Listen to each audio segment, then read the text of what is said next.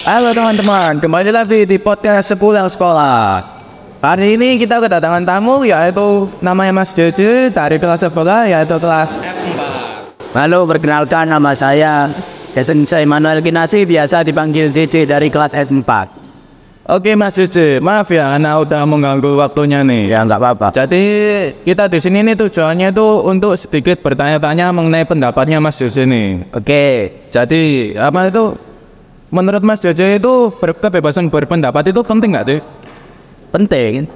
Kebebasan berpendapat itu penting. Gitu. Terus kok misalnya Oke, jadi tadi kan tentang kebebasan berpendapat nih. Jadi apa itu kok misalnya kayak ujaran kebencian, hoax dan sebagainya itu setuju nggak kira-kira? Pastinya enggak dong. Karena itu ya negatif dong, Libre. Mas, ujaran kebencian itu menurut Mas JJ itu kayak gimana kira-kira?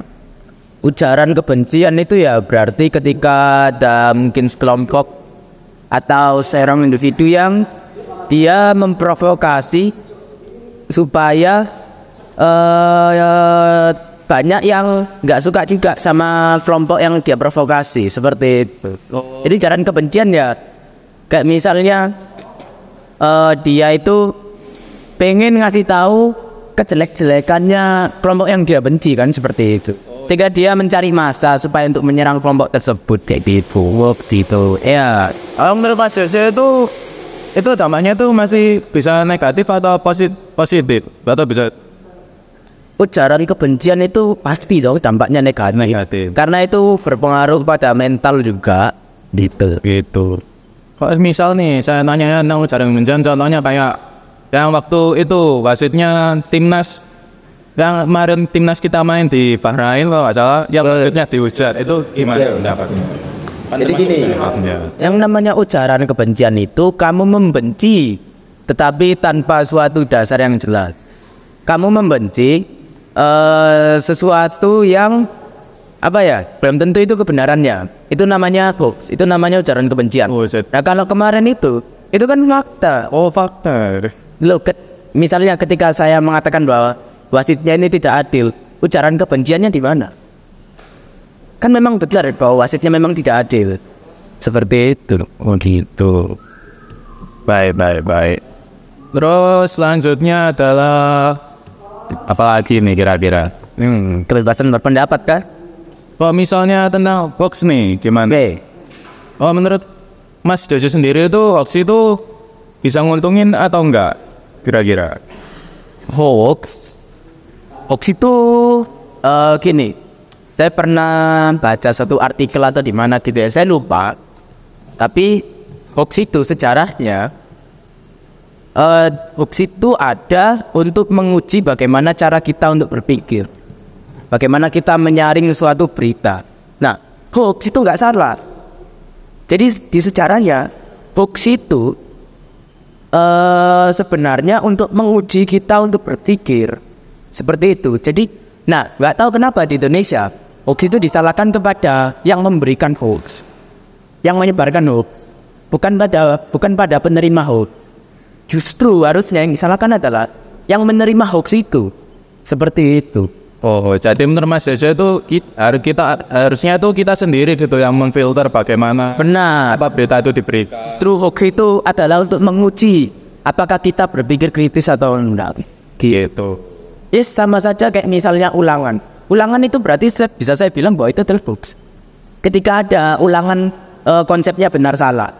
Ketika jawabannya adalah salah, berarti itu hoax. Nah, maka dari itu hoax itu nggak salah, karena hoax itu sifatnya untuk menguji cara kita berpikir. Sejarahnya seperti itu. Kayak gitu. Oh gitu. Iya. Lalu tentang ini, menurut Mas JJ sendiri itu ya, tanggung jawab pribadi itu apa sih? Tanggung jawab pribadi, maksudnya gimana nih? Oh, saya kan bertanya pendapat Anda. Oke. Yang maksudnya itu tanggung jawab pribadi. Ya berarti tanggung jawab yang kamu harus lakukan, suatu kewajiban atau suatu tanggungan yang kamu harus jalankan atau kamu harus tepati tepat waktu, seperti itu. Kalau misalnya terus berarti terpengaruh sama tindakan juga yang kita lakukan berarti. Pasti. Iya. Gitu. Terus udah berapa menit, Bre? Halo, pertanyaan selanjutnya nih, agak bingung juga nih mau nanya gimana lagi. Terus, oke ya. Ya, menurut Mas Joce, kebebasan berpendapat itu apa namanya? Apakah bisa digunakan semena-mena atau harus ada batasnya? Jadi gini, kalau misalnya saudara Christian mengatakan kebebasan, tetapi harus dibatasi, itu kan konyol. Yang namanya kebebasan ya kenapa harus dibatasi? Paham nggak? Kebebasan ya kebebasan, ketika dibatasi, maka itu berubah. Itu adalah bukan sebuah kebebasan. Gitu nak. Ketika itu adalah bisa dipakai semena-mena atau enggak? Ya iya. Itu karena itu adalah hak. Kebebasan berpendapat itu termasuk dalam hak asasi manusia. Yang namanya hak boleh dipakai, boleh enggak. Suka-suka dia seperti itu.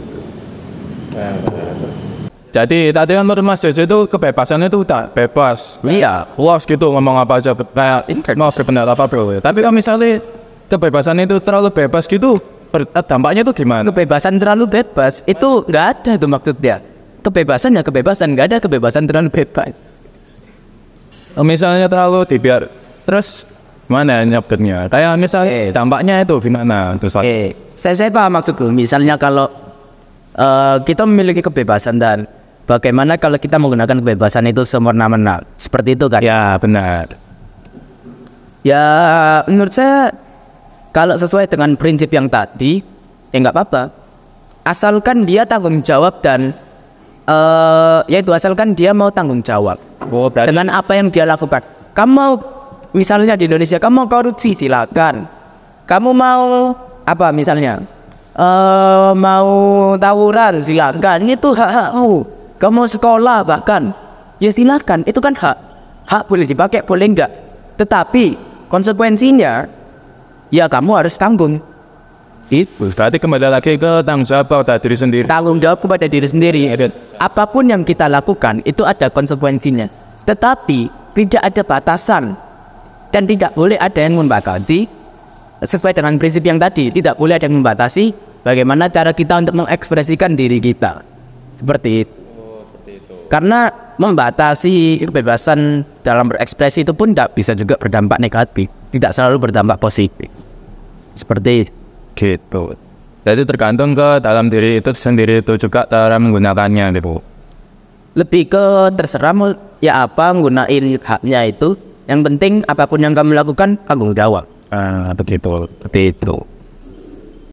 Terus menurut Mas Joce ini peran digitalisasi itu berpengaruh apa enggak sih buat terhadap kayak hoax, ujaran kebencian dan lain-lainnya? Peran digitalisasi, maksudnya kayak udah ada gadget apa media sosial itu, kenapa?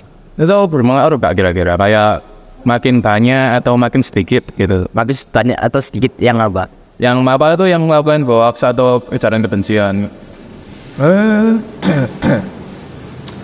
Sebenarnya pada dasarnya manusia akan seperti itu. Tidak peduli misalnya di perkembangan zaman selanjutnya ada gadget atau teknologi. Sejak zaman dulu pun manusia saling memfitnah. Seperti itu. Jadi ya menurut saya sama aja kok. Cuman beda platform aja. Sama saja. Bisa dilihat itu sejarahnya itu sama aja. Tuh, iya. Jadi intinya mau ada media sosial atau enggak tetap sama aja gitu ya. Tetap sama aja, pada intinya adalah bagaimana cara kita itu berpikir panjang, berpikir kira-kira apa yang akan terjadi kalau saya melakukan hal ini, apa yang harus saya tanggungkan ketika saya melakukan hal ini, seperti itu. Tuh, iya. Terus ini ada pertanyaan terakhir ini, sekaligus nanti ada kesimpulan. Jadi yang terakhir itu Mas Joce, gimana cara kita mengatasi kayak penyebaran hoax, terus tentang ujaran, terus cara meminimalisir ujaran kebencian, terus cara kita sampai tangan dia. Apa itu nggak apa-apa. Aku bingung. Sama Mas Joce ini lumayan olah kata lagi apa? Membuat olah kata ini. Olah kata lagi. Oke, ulang ya tadi itu. Jadi kayak tentang cara kita meminimalisir ke tentang hoax itu, cara kita menanggapi berita hoax atau ujaran kebencian juga. Jadi menurut Mas JJ sendiri tuh gimana Gimana tanggapannya meresponi semua itu? Ya, sama cara mencegahnya sendiri. Cara mencegah, oke. Jadi kalau penyebaran hoax seperti yang saya omongkan tadi, kita tidak bisa menyalahkan kepada orang yang menyebarkan hoax itu. Karena pada dasarnya itu dimaksudkan untuk menguji bagaimana cara kita berpikir dan memfilter berita. Seperti itu. Nah, ya bagaimana cara kita tahu berita itu hoax atau tidak, atau berita itu adalah yang sebenarnya, ya kita harus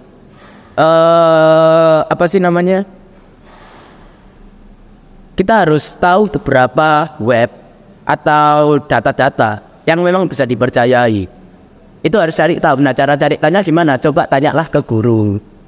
Coba tanya ke guru atau tanya ke orang tua. Ini web yang kira-kira paling akurat dan yang paling paling terupdate lah. Itu yang mana yang paling bisa dipercayai seperti itu. Nah, tapi mungkin ya kekurangannya saat ini kan banyak media-media yang disetir oleh beberapa pihak. Jadi susah memang bagi kita sekarang untuk melihat mana data yang benar, mana data yang salah. Maka dari itu ada yang namanya, kita itu diberikan yang namanya akal sehat atau logika. Akal sehat atau logika itu justru digunakan ketika ketiadaan data itu. Gitu, paham nggak? Jadi ketika nggak ada data nih, ketika datanya udah benar-benar nggak bisa dipercaya, ya udah kita pakai logika aja.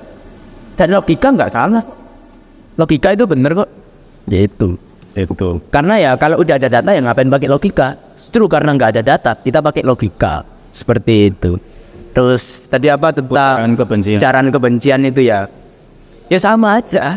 Sebenarnya bagaimana cara kita tidak terprovokasi, bagaimana cara kita mengerti suatu konflik itu sampai ke akar-akarnya. Seperti contoh, ada kasusnya misalnya Israel dengan Palestina. Lalu banyak warga Indonesia yang akhirnya ikut membenci Israel, tetapi bukan karena atas dasar kemanusiaan, tetapi mereka itu menolong Palestina atau menyuarakan hak Palestina. Itu karena orang Israel itu orang Yahudi, seperti itu. Nah, ini kan lucu. Nah, itulah bagaimana cara kita seharusnya memfilter sesuatu itu benar-benar secara kritis. Seperti konfliknya Israel dengan Palestina, itu adalah konflik yang tidak ada hubungannya dengan agama sama sekali. Seperti itu. Nah, itulah mungkin kurangnya cara berpikirnya orang Indonesia ya. Dan cara mencegahnya apa ya?